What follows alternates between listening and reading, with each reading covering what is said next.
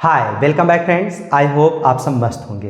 Friends, पिछली video में हम लोगों ने रीऑर्डिंग ऑफ द सेंटेंस पढ़ा था, अर्थात रीऑर्डिंग ऑफ द सेंटेंस का प्रैक्टिस किया था, जो कि एग्जाम के पॉइंट ऑफ व्यू से आई थिंक बहुत इंपॉर्टेंट माना जाता है क्लास 10th इंग्लिश ग्रामर से। और उसी क्रम में आज हम लोग उसी के आगे एक ग्रामर का टॉपिक पढ़ने वाले हैं, जिसका नाम आर्टिकल है।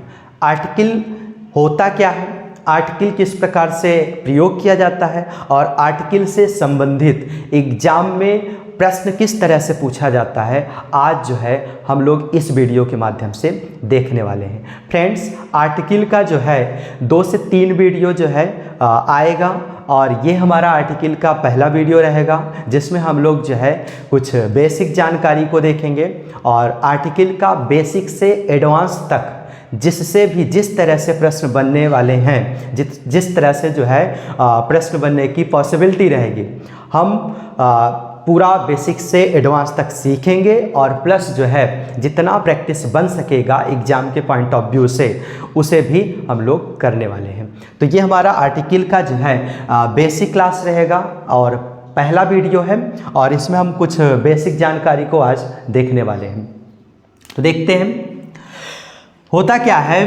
आर्टिकल जो है हमेशा एडजेक्टिव के समान कार्य करने वाला ए, एन और द होता है। अर्थात एडजेक्टिव जो होता है पार्ट्स ऑफ स्पीच होता है, और इस एडजेक्टिव की तरह एडजेक्टिव के समान कार्य करने वाला ए, एन, द, इन तीनों को ही हम लोग क्या कहते हैं, आर्टिकल कहते हैं। और उसके साथ साथ आर्टिकल एक डिटरमिनर्स के अंतर्गत आता है।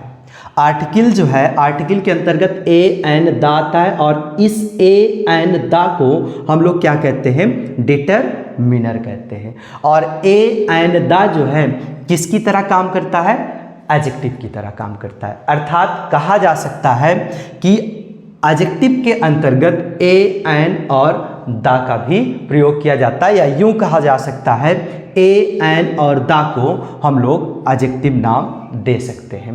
और एडजेक्टिव का एक अलग सा हिस्सा बन करके निकल आता है, और जिसका नाम जो है आर्टिकल रख दिया जाता है। फ्रेंड्स, हम लोग ये भी सीखने वाले हैं कि एडजेक्टिव से निकल करके आर्टिकल नाम क्यों रखा गया। अर्थात कहने का मतलब ये हुआ, अगर ए, एन, द एडजेक्टिव है तो एडजेक्टिव टॉपिक या एडजेक्टिव नाम क्यों नहीं रखा गया, इसे हम जो है आर्टिकल नाम क्यों दे दिए, तो इसे भी जो है हम लोग देखने वाले हैं आगे। और इसके साथ साथ आर्टिकल व एडजेक्टिव में अंतर क्या है, आर्टिकल और एडजेक्टिव में दोनों में अंतर क्या है, अर्थात ए, एन, द और एडजेक्टिव, इन दोनों में difference, what is difference between article and adjective, ये भी हम लोग देखने वाले हैं। आर्टिकल व एडजेक्टिव के बीच में मुख्य अंतर यह है कि एडजेक्टिव जो होता है, एडजेक्टिव को नाउन के साथ या स्वतंत्र रूप से प्रयोग करते हैं। अर्थात कहने का मतलब क्या हुआ, ये जो एडजेक्टिव होता है, एडजेक्टिव को नाउन के साथ या स्वतंत्र रूप में प्रयोग करते हैं। अर्थात कोई भी एडजेक्टिव हो, उस एडजेक्टिव को नाउन के साथ या तो स्वतंत्र रूप से, अर्थात बगैर नाउन का भी हम एडजेक्टिव प्रयोग कर सकते हैं। लेकिन आर्टिकल को नाउन के बिना प्रयोग नहीं करते हैं। अर्थात ए, एन, द वाक्य में तभी प्रयोग होगा जब उससे संबंधित जो है कोई एक नाउन प्रयोग हुआ होगा। अर्थात कहने का मतलब ये हुआ कि एडजेक्टिव से संबंधित हम किसी भी शब्द का प्रयोग बगैर नाउन के कर सकते हैं, बट ए, एन, द अगर किसी भी इंग्लिश सेंटेंस में प्रयोग हुआ है तो इसका मतलब ये हुआ कि इससे संबंधित जो है कोई एक नाउन जरूर प्रयोग हुआ होगा, तभी ए, एन, द में से किसी न किसी एक आर्टिकल का वाक्य में प्रयोग होता है, अन्यथा इन तीनों का प्रयोग वाक्य में अकेले होता ही नहीं। अब देखते हैं आगे एग्जाम्पल में, जैसे he is a good man. He is a good man. यहाँ पर मैन एक क्या है, नाउन है, और नाउन से पहले क्या आ गया, एक एडजेक्टिव आ गया। तो इसका मतलब ये हुआ, अगर उस सेंटेंस में एक नाउन आया है तो नाउन से पहले जो शब्द प्रयोग होता है वो क्या होता है, एक एडजेक्टिव होता है। तो यहाँ पर एडजेक्टिव के साथ एक नाउन, अर्थात नाउन के साथ एक जो है एडजेक्टिव लगा है। और इसी वाक्य को हम लोग कुछ इस तरह से भी कह सकते हैं, ही इज गुड। यहाँ पर गुड तो आया है, एक एडजेक्टिव है, आया है, बट इसके साथ इसके बाद कोई नाउन प्रयोग नहीं है। अर्थात यही बात हुई कि आर्टिकल व एडजेक्टिव के बीच में मुख्य अंतर यह है कि एडजेक्टिव जो होता है वो नाउन के साथ या स्वतंत्र रूप में, अर्थात नाउन के साथ भी प्रयोग हो सकता है। जैसे मैन से पहले गुड, मैन एक नाउन है, गुड एक एडजेक्टिव है, साथ में प्रयोग हुआ है। और इसके अलावा स्वतंत्र रूप में, अर्थात अकेले भी, यहाँ पर देखिए गुड एक एडजेक्टिव है, नाउन नहीं आया, तो यहाँ पर जो है स्वतंत्र रूप में भी एडजेक्टिव को प्रयोग किया जा सकता है। लेकिन आर्टिकल को नाउन के बिना प्रयोग नहीं कर सकते हैं। तो यहाँ पर देखिए ही इज ए मैन, यहाँ पर मैन है और मैन से पहले एक आर्टिकल ए आया। अगर ये नाउन ना होता तो ये आर्टिकल प्रयोग ही ना होता, जैसे यहाँ पर ही इज ए। अब फ्रेंड्स इसका कोई मतलब निकलने वाला नहीं है, क्यों? क्योंकि यहाँ पर आर्टिकल तो आया है बट इस आर्टिकल से संबंधित कोई नाउन प्रयोग नहीं हुआ है। तो इस प्रकार कहा जा सकता है कि अगर कोई भी इंग्लिश का वाक्य है और उसमें ए एंड द में से कोई भी एक आर्टिकल प्रयोग होता है तो उससे संबंधित एक नाउन जरूर प्रयोग हुआ होगा, अन्यथा ए एंड द का प्रयोग हम सेंटेंस में अकेले बिल्कुल नहीं करते हैं, ये बगैर नाउन के प्रयोग ही नहीं होता है। तो इसका मतलब ये वाला सेंटेंस क्या होगा, गलत होगा। क्यों? क्योंकि ही इज ए के बाद एक हमारा इस ए से संबंधित एक नाउन का होना जरूरी है। जैसे पहले वाले सेंटेंस में ही इज ए मैन, यहाँ पर मैन एक नाउन है और इससे पहले ए आ गया, एक आर्टिकल आ गया। तो इस प्रकार नाउन से पहले एक आर्टिकल ए एंड द का प्रयोग होना जरूरी है। बगैर किसी नाउन के हम ए एंड द का प्रयोग बिल्कुल नहीं कर सकते। आई होप आप सबको ये क्लियर हो गया। अब कुछ और देखते हैं, और सबसे पहला चीज हम लोग ये देखते हैं कि अगर एडजेक्टिव के अंतर्गत ए एंड द का प्रयोग होता है तो हम आर्टिकल नाम क्यों दे दिए हैं, इस चीज को हम लोग क्लियर करते हैं। देखते हैं फ्रेंड्स क्यों हम जो है आर्टिकल नाम दे देते हैं ए एंड और द को, चूंकि वो ए एंड द एक एडजेक्टिव ही होता है। तो देखते हैं फ्रेंड्स,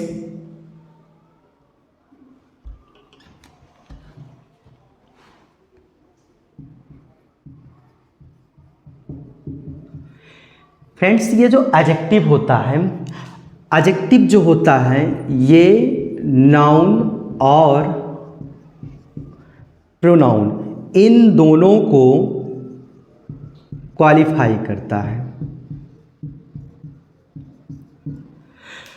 ये जो एडजेक्टिव होता है ये नाउन और प्रोनाउन इन दोनों पार्ट्स ऑफ स्पीच को क्वालिफाई करता है, अर्थात नाउन और प्रोनाउन इन दोनों की विशेषता बताता है। जैसे मान लीजिए मैं for example Ram is a good boy, Ram is a good boy, Ram एक अच्छा लड़का है। यहाँ पर बॉय क्या है, एक जो है नाउन है और इससे पहले क्या लग गया, गुड। यहाँ पर गुड क्या है, एक एडजेक्टिव है। तो फ्रेंड्स यहाँ नाउन की विशेषता कौन बता रहा है, यहाँ पर नाउन की विशेषता ये गुड बता रहा है। तो इस प्रकार नाउन की विशेषता बताने वाले शब्दों को हम एडजेक्टिव कहते हैं, अर्थात नाउन और प्रोनाउन इन दोनों की विशेषता बताने वाले शब्दों को हम क्या बोलते हैं, एडजेक्टिव बोलते हैं। अब जैसे कोई एक क्या कहते हैं प्रोनाउन को ले लेते हैं, जैसे she is an honest, she is an honest, वह ईमानदार है। तो यहाँ पर फ्रेंड्स शी क्या है, एक जो है प्रोनाउन है, और ऑनेस्ट क्या है, एक जो है एडजेक्टिव है। और ये ऑनेस्ट आया किसके लिए है, इस सी के लिए, और सी होता क्या है, एक प्रोनाउन। तो यहाँ पर ऑनेस्ट अर्थात एडजेक्टिव है और एडजेक्टिव सी के लिए आया है। सी की विशेषता कौन बता रहा है? ऑनेस्ट। और सी क्या है? प्रोनाउन। इस प्रकार जो है एडजेक्टिव हम उन शब्दों को बोलते हैं जो नाउन और प्रोनाउन की विशेषता बताए, अर्थात उससे जो है क्वालिफाई करें। टोटल 8 पार्ट्स ऑफ स्पीच होते हैं और 8 पार्ट्स ऑफ स्पीच में नाउन और प्रोनाउन इन दोनों को जो क्वालिफाई करे उस शब्द को हम क्या बोलते हैं? एडजेक्टिव बोलते हैं। और इन दोनों के अलावा जो भी पार्ट्स ऑफ स्पीच बचता है और अदर पार्ट्स ऑफ स्पीच को जो क्वालिफाई करे उसे हम जो है एडवर्ब बोलते हैं। तो फ्रेंड्स आई थिंक समझ में आ गया। अब ये एडजेक्टिव का कुछ कंडीशन होता है। कंडीशन का मतलब कि एडजेक्टिव वाला शब्द जो होता है वो या तो नाउन को क्वालिफाई करेगा या तो जो है प्रोनाउन को क्वालिफाई करेगा। तो अब फ्रेंड्स ये जो एडजेक्टिव होता है इसे हम ए, एन और द इन तीनों को भी हम लोग एडजेक्टिव नाम दे सकते हैं, बट यहाँ पर ये डिफरेंस हो जाता है। ए, एन और द इन तीनों पर ये कंप्लीटली जो एडजेक्टिव से संबंधित शब्द होते हैं, जो एडजेक्टिव वाले शब्द होते हैं, जो विशेषण वाले शब्द होते हैं, वो शब्द नाउन और प्रोनाउन की तो विशेषता बताते हैं, लेकिन एडजेक्टिव के अंतर्गत ए, एन, द ये तीनों शब्द भी प्रयोग होते हैं, बट ए, एन, द सिर्फ जो है नाउन को क्वालिफाई करता है। एडजेक्टिव के अंतर्गत ए, एन, द तीनों आते हैं, एडजेक्टिव ही है, लेकिन एडजेक्टिव का काम क्या है फ्रेंड्स? वो नाउन और प्रोनाउन इन दोनों को क्वालिफाई करता है। बट ए, एन, द तीन ऐसे एडजेक्टिव हैं जो प्रोनाउन को ना क्वालिफाई करके सिर्फ किसे करते हैं? नाउन को करते हैं। ए, एन, द ये तीनों सिर्फ नाउन के लिए ही प्रयोग होते हैं, नाउन से पहले प्रयोग होते हैं, और सिर्फ इकलौता पार्ट्स ऑफ स्पीच नाउन है जिसके लिए ए, एन, द इन तीनों का प्रयोग होता है। इसी वजह से, इसी कारण ये जो एडजेक्टिव के अंतर्गत ए, एन, द है, इन तीनों को चूंकि एडजेक्टिव का जो है नियम यहाँ पर कंप्लीटली अप्लाई नहीं हो रहा है, क्योंकि एडजेक्टिव का नियम क्या है? नाउन और प्रोनाउन को क्वालिफाई करना, बट एडजेक्टिव के अंतर्गत ए, एन, द तीनों आ रहा है, लेकिन ये तीनों जो है सिर्फ नाउन को क्वालिफाई कर रहे हैं, प्रोनाउन को नहीं कर रहे हैं। इसीलिए इस एडजेक्टिव के अंतर्गत आने वाला ए, एन, द एक अलग से अपना टॉपिक बनाता है, एक अलग से इसका स्वरूप बन जाता है, और उसी स्वरूप को हम क्या कह देते हैं? आर्टिकल कह देते हैं। इट मीन्स टू से, यहाँ पर कहा जा सकता है आर्टिकल का मतलब होता है सामान, कोई वस्तु, कोई चीज। तो यहाँ पर आर्टिकल की हिंदी क्या हो जाएगी? सामान। और आर्टिकल के अंतर्गत जो तीन सामान हैं ए, एन, द, वो किसका है? एडजेक्टिव का है। और इसीलिए इसे अलग किया गया है। क्यों? क्योंकि ये सिर्फ नाउन को क्वालिफाई करता है, प्रोनाउन को क्वालिफाई नहीं करता है। अर्थात ये वाक्य में तभी आएगा जब एक जो है नाउन प्रयोग हुआ होगा। आई थिंक अब आप सबको जो है ये डाउट क्लियर हो गया कि ये एडजेक्टिव होने के बावजूद भी आर्टिकल के रूप में प्रयोग होता है। तो मैं समझता हूँ ये डाउट क्लियर हो गया कि इसका आर्टिकल नाम क्यों रखा गया, क्योंकि आर्टिकल का नाम होता है सामान, और ये आर्टिकल के अंतर्गत ए, एन, द किसका सामान है? एडजेक्टिव का सामान है। एडजेक्टिव जो है नाउन प्रोनाउन को क्वालिफाई करता है, बट ए, एन, द सिर्फ जो है नाउन को ही क्वालिफाई करता है। इसीलिए इन तीनों को हटा करके एक टॉपिक जो है बना दिया गया, एक उस टॉपिक का नाम जो है आर्टिकल रख दिया गया। आई थिंक आप सबको ये डाउट क्लियर हो गया होगा। अब आगे कुछ जो है और देखते हैं। अब देखते हैं फ्रेंड्स आर्टिकल के पोजीशन के बारे में। पोजीशन क्या है आर्टिकल का? ए, एन, द का पोजीशन कहाँ पे होता है, किस तरह से प्रयोग होता है, इसके बारे में देखते हैं।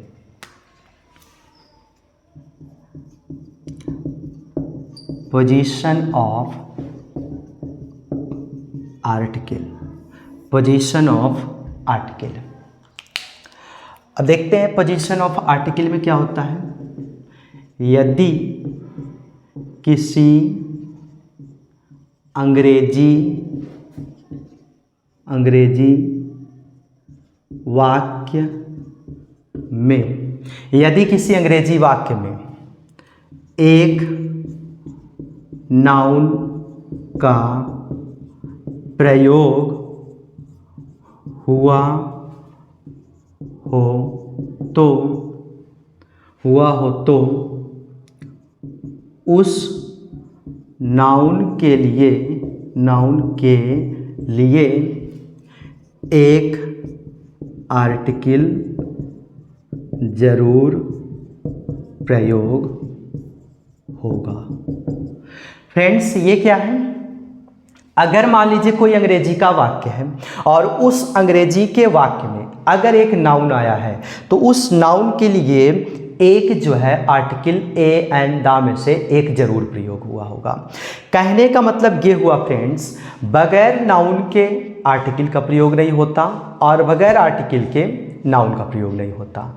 इट मीन्स टू से, जैसे एक सिक्का होता है, सिक्के के दो पहलू होते हैं और दोनों पहलू एक दूसरे के साथ रहते हैं। जैसे सांस, जिंदगी को जीने के लिए हमें सांस की आवश्यकता पड़ती है, बगैर सांस के हम लोग जो है नहीं जी सकते हैं, जीवित नहीं रह सकते। उसी तरह से अगर नाउन के अस्तित्व को सेंटेंस में रखना है तो उसके लिए आर्टिकल जरूरी है और बगैर जो है आर्टिकल के उस नाउन का अस्तित्व बिल्कुल शून्य होता है और उस नाउन के बगैर आर्टिकल का भी अस्तित्व शून्य के बराबर होता है। अर्थात फिर उस सेंटेंस में आर्टिकल का प्रयोग होगा ही नहीं अगर उसमें एक नाउन नहीं आया है तो इस प्रकार कहा जा सकता है कि अगर कोई अंग्रेजी का वाक्य है और उस अंग्रेजी के वाक्य में अगर कोई एक नाउन आया है और उस नाउन का प्रयोग अगर उस सेंटेंस में हुआ है तो उसके लिए एक आर्टिकल ए एंड द में से जरूर प्रयोग होगा, बगैर उस आर्टिकल के वो नाउन आएगा ही नहीं। अब एग्जाम्पल देखते हैं, जैसे शी इज ए गर्ल। यहाँ पर गर्ल क्या है? नाउन। इसके लिए आर्टिकल लगा क्या? ए। तो इसका मतलब गर्ल से पहले एक आर्टिकल, तो इस आर्टिकल का प्रयोग आया किसके लिए? इस नाउन के लिए। Ram is a teacher, Ram is a teacher. तो यहाँ पर टीचर क्या है? नाउन। इसके लिए आया क्या? ए है क्या? आर्टिकल। और इसका प्रयोग क्यों हुआ? क्योंकि यहाँ पर एक नाउन आया है। तो आई थिंक आप सबको समझ में आ गया कि अगर कोई अंग्रेजी का वाक्य है और उसमें नाउन आया है तो उस नाउन के जस्ट पहले उस नाउन के लिए ही एक आर्टिकल जरूर प्रयोग होगा। तो अब देखते हैं कि अगर उसी वाक्य में, अगर उस अंग्रेजी के वाक्य में नाउन भी आया हो और एडजेक्टिव भी आया हो तो हम किस तरह से आर्टिकल का प्रयोग करेंगे। यदि किसी अंग्रेजी वाक्य में एक नाउन के साथ एडजेक्टिव भी प्रयोग हुआ हो तो आर्टिकल का प्रयोग उस एडजेक्टिव वाले शब्द से पहले करेंगे और उस एडजेक्टिव वाले शब्द के उच्चारण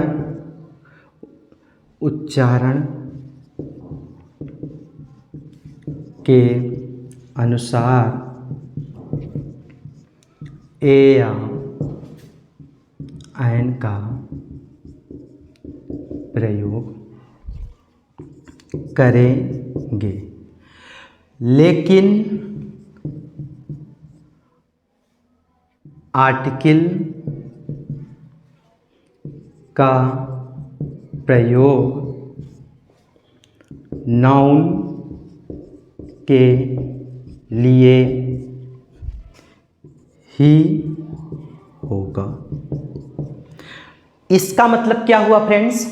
इसका मतलब ये हुआ कि अगर कोई अंग्रेजी का वाक्य है, अभी जस्ट मैंने देखा कि अगर अंग्रेजी के वाक्य में नाउन आया है तो नाउन के जस्ट पहले एक आर्टिकल आएगा उस नाउन के लिए, बट अगर उसी वाक्य में एक नाउन भी आ जाए और उस नाउन के लिए एक एडजेक्टिव भी आ जाए तो हम उस आर्टिकल ए एंड दा का प्रयोग उस जस्ट एडजेक्टिव वाले शब्द से पहले करते हैं। और जब हम उस एडजेक्टिव वाले शब्द से पहले करेंगे तो जो एडजेक्टिव वाला शब्द होगा उसका जो भी प्रोनाउंसिएशन होगा, उसका जो भी उच्चारण होगा, उसके हिसाब से, उस प्रोनाउंसिएशन के हिसाब से ए या एन का प्रयोग होगा।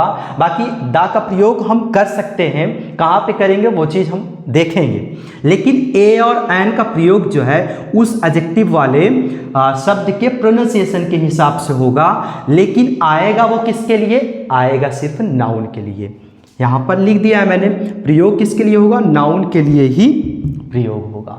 तो देखते हैं उदाहरण कैसे समझ में आएगा। जैसे अभी मैं एक सेंटेंस लिखा था, जैसे शी इज ए गर्ल। अब यहाँ पर नाउन है, नाउन से पहले एक आर्टिकल आ गया, तो इस नाउन के लिए ही ये क्या लगा है? आर्टिकल लगा है। बट यहाँ पर अगर ऐसे कर दिया जाए, शी इज एन अगली गर्ल, शी इज एन अगली गर्ल, तो यहाँ पर फ्रेंड्स ये जो गर्ल है ये नाउन है, एन जो है एक आर्टिकल है, और इन दोनों के बीच में क्या लग गया? अगली। सॉरी, यहाँ पर अगली की स्पेलिंग UGLY। यहाँ पर अगली के लिए कौन आया? एन आया। बट अगली का जो उच्चारण है इसके लिए जो है एन का प्रयोग हुआ है, बट एन आया किसके लिए है? इस गर्ल के लिए, अर्थात इस नाउन के लिए।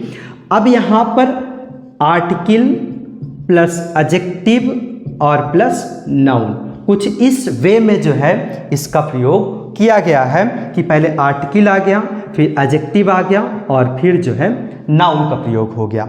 और ये आर्टिकल आया किसके लिए? नाउन के लिए। और ये नाउन अगर प्रयोग हुआ है तो यहाँ पर आर्टिकल जरूर लगेगा, बट यहाँ पर एडजेक्टिव भी प्रयोग हो गया, तो एडजेक्टिव का नियम ही है कि नाउन से पहले प्रयोग होना, क्योंकि आर्टिकल भी तो एक जो है एडजेक्टिव होता है। बट अगर कुछ इस सिचुएशन में आ जाए, ऐसा कोई एडजेक्टिव आ जाए जो नाउन और प्रोनाउन दोनों को क्वालिफाई करेगा, तो नाउन से पहले उसी एडजेक्टिव का प्रयोग करेंगे। बट जो और आर्टिकल ए एंड दा है जो एडजेक्टिव के रूप में प्रयोग होता है, उसका प्रयोग हम उस जस्ट एडजेक्टिव से पहले करेंगे, और जो भी एडजेक्टिव वाला शब्द होगा उसका जो प्रोनाउंसिएशन होगा उसके हिसाब से यहाँ पर ए या एन का प्रयोग होगा। तो आई थिंक समझ में आ गया कि किस तरह से जो है हम एडजेक्टिव होने के बाद आर्टिकल का प्रयोग करते हैं और कहाँ पे करते हैं।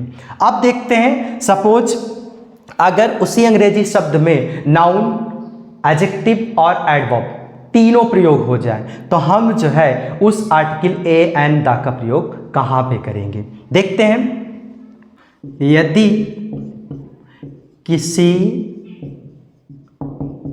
अंग्रेजी वाक्य में नाउन, एडजेक्टिव व एडवर्ब तीनों प्रयोग हो जाए तो आर्टिकल का प्रयोग उस एडवर्ब से पहले करेंगे, उस एडवर्ब से पहले करेंगे। लेकिन आर्टिकल का प्रयोग नाउन के लिए ही होगा और उच्चारण के अनुसार और